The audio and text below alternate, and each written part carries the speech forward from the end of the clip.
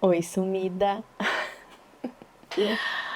Ai, gente, faz tanto tempo que eu não faço isso. Eu não sei mais nem se eu sei o tom certo, assim, de falar. Mas faz 4 anos, desde a última vez que eu estive aqui, nessa mesma posição, gravando vídeo pro YouTube. Mas vamos lá. Bom, hoje eu vim falar que eu estou de volta. Por quanto tempo não sei, não quero colocar uma meta muito a longo prazo. Tô buscando viver o hoje, viver o que eu sei, fazer até onde eu estou enxergando, sem tantas expectativas, mas sentar com mais consistência dessa vez. Estou numa nova configuração de vida e acho que vai dar certo. É bem no estilo Oi Sumida mesmo, né? Porque eu simplesmente parei de gravar vídeos 4 anos atrás. Eu não avisei, eu não disse nada, eu não dei nenhuma satisfação. Bastante gente me perguntou, bastante gente me cobrou porque que não tinha mais vídeos, dizendo que estava sentindo falta, que gostava. E eu carreguei cada um desses comentários com bastante carinho. Mas eu precisava desse tempo. Eu precisava, no momento eu precisava elencar prioridades porque eu não estava conseguindo fazer tudo e infelizmente, quando eu coloquei na balança o que pesou foi o canal no YouTube.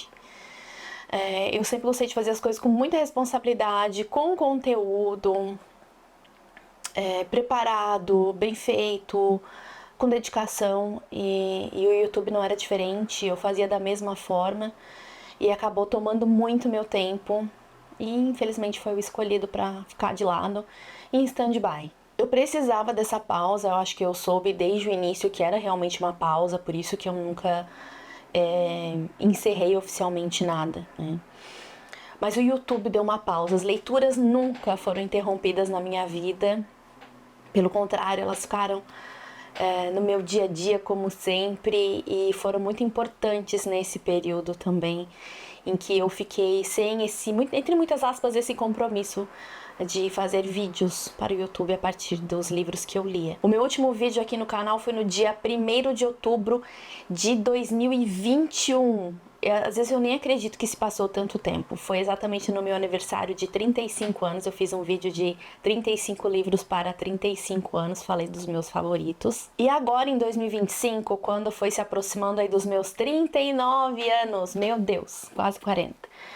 Quando eu fui me aproximando dos meus 39 anos, no dia 1º de outubro, eu já fui assim, eu já estava, né, nutrindo dessa vontade de retornar. E aí eu pensei, poxa, é uma data simbólica, né, pra eu voltar. De repente eu tenho aí um pretexto. E agora, quem sabe, vai dar. E eu sinto uma saudade imensa de falar sobre livros aqui. Por mais que eu converse com algumas pessoas, nunca é o suficiente. Parece que eu nunca encontro alguém que realmente gosta de falar sobre os livros tanto quanto eu gosto. Eu gosto de esgotar o assunto. Nunca deu pra mim, nunca chega. Eu sempre quero falar um pouco mais. E aqui é o meu espaço. Aqui é onde eu tenho liberdade para isso. Eu estava revisando as minhas listas de livros lidos desses últimos 4 anos. E aí uma coisa me chamou a atenção, que em cada um desses anos eu tive um livro que foi como um aprendizado para mim. E aí eu vou trazer esses 4 livros aqui nesse vídeo, um para cada ano. Não significa que o livro escolhido tenha sido o favorito daquele ano, não. Eu até tive favoritos que são outros livros, mas esses livros foram escolhidos porque eles foram importantes para algum aspecto da minha vida, no meu desenvolvimento pessoal e profissional. Eles me marcaram de alguma forma, acrescentaram, me ensinaram alguma coisa ou me sustentaram em algum momento em que eu mais precisei. Vamos então, sem enrolar mais, eu já vou começar com 2022, né? O último vídeo foi 2021, então partimos para 2022. E o livro que eu escolhi foi Em Busca de Mim, da Viola Davis. A Viola Davis é aquela atriz maravilhosa, né? Ela teve grande repercussão aí com aquela série que chama How to Get Away with Murder. Ela fez aquela personagem da Annalise Keating, que era uma advogada assim, meu Deus, o que era aquela advogada poderosíssima, e aquela mulher, meu Deus, que atuação incrível. E aí eu li a biografia dela, eu já admirava ela como atriz, e foi o que me chamou a atenção de ler a biografia dela. E, gente, que vida... Eu até, assim, puxei um pouco o fôlego pra falar sobre isso, porque meio que passou um filme, assim, na minha cabeça, de tudo que eu li naquela biografia dela. E ela teve uma vida de muita dificuldade. Às vezes, quando a gente fala isso, parece algo pequeno, reduzido. Mas se teve alguém que passou dificuldade na vida, foi aquela mulher. Ela teve uma família completamente desestruturada, ela enfrentou todo tipo de pobreza financeira, moral, ela sofreu, assim, diversos tipos de abuso, algo que nenhuma criança deveria passar, deveria estar inserida, né, nesse meio. E qual foi a lição que eu tirei de tudo isso? Que muitas vezes a gente reclama de barriga cheia. Quando a gente para pensar no que a gente realmente está vivendo e está se distanciando daquela situação, você pensa assim, meu Deus, eu estava enxergando meu problema com uma lupa, né? Se eu parar para pensar realmente, enxugar lágrima e respirar, tomar uma água, eu vou ver que não é tão grande assim. Porque o que ela passou foi real. Não estou dizendo que, né, tudo que a gente reclama é reclamação exagerada, que não tem fundamento, né? Não, mas que muito do que a gente reclama realmente não é para tanto. E o que ela passou, ela sim realmente poderia dizer que ela passou por dificuldade. E eu não sei como ela sobreviveu, assim, moralmente falando, emocionalmente falando, fisicamente falando mesmo. Eu não sei como é que ela conseguiu sair daquela situação onde ela estava. Assim, se vocês ainda não leram essa biografia, eu recomendo muito, porque se teve alguém que não teve vitimismo ou excesso de sentimentalismo, foi a Viola Davis. E era essa palavra que estava me faltando, vitimismo. Muitas vezes a gente se vitimiza por alguma coisa que nem é tanto assim. Então, foi algo que me ensinou, me trouxe para a realidade muitas vezes, de eu colocar em perspectiva. Poxa, eu tô reclamando disso, mas se eu tivesse vivido aquilo, não quer dizer que a gente nunca vai poder reclamar de alguma situação e vai sempre ter que se conformar com aquilo que tá passando. Não é isso. Mas dá para entender, né? Dá para entender que existem níveis, né? Essa questão, vitimizar-se e excesso de sentimentalismo. Foi algo que ela não teve, ela deu a volta por cima e, meu Deus, é a mulher que é hoje. Vamos para 2023, e é outro que eu tenho que puxar o fôlego também, porque é o ano do pensamento mágico da Joan Didion. Eu até tenho ele aqui físico, acabei nem pegando. O da Viola Davis eu li no Kindle. Mas o ano do pensamento mágico eu tenho físico, eu tenho todos os livros da Joan Didion físicos aqui comigo, porque eu sou uma grande fã dela. É uma jornalista muito reconhecida, mas esse livro especialmente fala de algo diferente, é algo que me toca muito, assim. E eu esperava não me emocionar quando eu falasse sobre ele. Tinha até pensado, Vivian, é só comentar sobre o livro, mas não é assim. Esse livro eu peguei ele para ler em 2023 propositalmente, depois de uma situação que eu passei. Ele é um livro que fala sobre luto, de diversas formas. Ela perdeu alguém, ela estava na iminência de perder outra pessoa, perdeu o marido e ela estava aí às portas de perder a filha, né? Ela acabou perdendo a filha 2 anos depois do falecimento do marido. E o que aconteceu comigo é que nesse período eu tive um aborto espontâneo. Nós estávamos nos preparando para ter o nosso bebê, né? Que depois veio. Temos aí a Isis, que está com 1 ano e 7 meses. Mas nas primeiras semanas de gestação, eu tive um aborto espontâneo. Eu nunca falei sobre isso assim tão abertamente. E para tantas pessoas, né? O número de pessoas que sabem sobre isso é bem reduzido. Mas por algum motivo eu senti que eu precisava falar sobre isso. E esse foi um livro que ele me confortou. Ele me trouxe um companheirismo, sabe?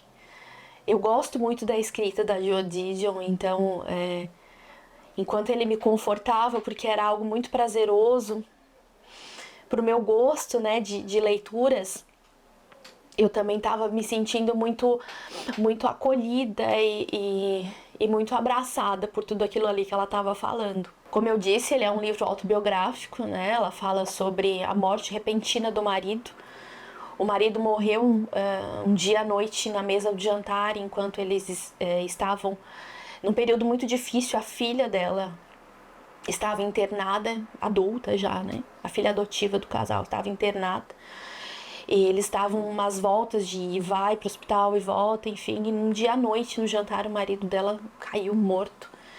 E aí, enquanto ela tinha que lidar com todas aquelas questões burocráticas da perda do marido, ela também tinha que estar pronta para a filha que estava no hospital, desacordada, enfim. E ela fala sobre isso com tanta delicadeza. E ela tem uma escrita forte, mas ela é tão sutil ao mesmo tempo. A Joan Didion, eu acho que a escrita dela reflete quem ela é fisicamente quando a gente vê fotos. Ela é essa mulher, era, né? Ela faleceu já. Ela era essa mulher muito magrinha, muito pequenininha e muito delicada, e ela traz tudo isso, mas com uma profundidade e um conhecimento muito grande, porque ela não fala só da cabeça dela, ela coloca aquilo que ela conversou com os médicos, aquilo que ela pesquisou, aquilo que ela foi atrás, ela coloca a veia investigativa, a veia jornalística dela nisso tudo. E o que me impactou foi justamente isso, essa fragilidade dela, especialmente do momento que ela estava passando, e a força que ela teve, essa dualidade dessas duas coisas, a fragilidade com a capacidade que ela teve de suportar toda aquela parte burocrática, mais emocional, sustentar todos esses pratos e transformar isso numa narrativa maravilhosa e num livro maravilhoso que está aí à disposição para todos. Então, O Ano do Pensamento Mágico foi um livro que me acompanhou, aí eu posso dizer que num dos momentos mais difíceis de toda a minha vida, e eu ainda quero ter a experiência de relê-lo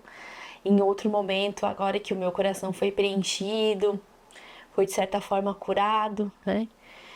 Com a chegada aí do meu bebê, que a gente tanto queria. Aquele lá tá no seu lugarzinho, e esse aqui agora tá nessa posição de nos preencher de amor e alegria. E então chegamos em 2024, se 2023 foi difícil por esse episódio, 2024, meu Deus... Foi para dar a rasteira. Em 2024 eu estava me preparando ali para ter a minha bebê. Ela nasceu em março. E um mês antes dela nascer, em fevereiro, meu marido teve um problema de saúde gravíssimo, extremamente urgente. E aí imaginem, né? Uma família se preparando para a chegada do seu bebezinho e tem que ter o seu foco totalmente mudado, né? As nossas prioridades passaram a ser, nessa reta final, passaram a ser a saúde dele, as urgências que a situação de saúde dele estavam exigindo. E aí imaginem, né, que esse evento mágico, maravilhoso na vida de uma futura mãe aí foi eclipsado por essa situação. Bom, e aí nesse período eu li Em Busca de Sentido, do Viktor Frankl. Também é uma... Não sei se eu falei certo o nome dele, né? Viktor Frankl, né? Também é um livro autobiográfico. Ele é um psicólogo, psicoterapeuta. Deixa eu ver se eu anotei aqui das minhas anotações. Ele é um psiquiatra, tá? Ele é um sobrevivente de campo de concentração. E só que é um livro completamente diferente de tudo que eu já li sobre Segunda Guerra Mundial, Holocausto, nazismo, enfim, campo de concentração. Porque ele é uma pessoa diferente, ele era uma pessoa que tinha um ponto de vista, não vou dizer otimista, mas ele mudava o foco das coisas. Também ele dentro dessa mesma temática de enxergar as coisas de forma diferente, era o que ele fazia. Ele se enxergava sempre como um sobrevivente, e não só um sobrevivente de corpo físico. Eu saí do campo de concentração quando a guerra terminou, saí vivo. Ele saiu de mente sã, porque o tempo todo em que ele esteve lá, ele manteve a sua sanidade. E como é que ele fez isso? Dando um novo sentido à sua existência. Então ele sempre pensava que cada dia a mais que ele estava no campo de concentração, era como se fosse um preparativo para a vida que ele viveria depois de sair daquele lugar. É o que eu vou fazer depois. Não era, por que isso está acontecendo comigo? Como é que eu fui passar por isso? Mas qual é o motivo? O que eu vou tirar disso depois? E a lição que eu tirei desse livro foi essa. Encontrar um porquê para viver no meio de todas as dificuldades. Por quê? Por que eu ainda estou aqui? O que eu quero fazer depois? Que lição eu vou tirar disso? Não esse vitimismo de, meu Deus, por que isso está acontecendo comigo agora, justo comigo? Eu poderia fazer isso, tinha todos os motivos, mas eu escolhi dar um novo sentido para tudo que eu estava vivendo e de certa forma foi o que me manteve viva, foi o que me manteve lúcida, disposta, não, nem tanto, né? Com a chegada de um bebê, mais pronta, independentemente de qualquer situação que eu estivesse, eu mesmo em frangalhos, eu precisava estar pronta para viver, né? Por mim, pelo meu marido e pelo meu bebê que tinha acabado de chegar. E finalmente 2025, aí talvez o ano de menos lágrimas, e aí eu já enxugo um pouco essas minhas, né? Para dar um novo respiro aí. Para esse vídeo também, 2025, eu trago uma leitura que foi bem importante para mim, que foi Razão e Sensibilidade, da Jane Austen. Antes de ler esse livro, eu poderia olhar para ele e dizer assim, nossa, mas nunca eu vou tirar uma lição desse livro de mulherzinha, né? Ele inclusive ficou na minha estante por bastante tempo, até que eu fizesse essa leitura. E que leitura surpreendente. É leitura também que fala de superação, mesmo que sejam de mocinhas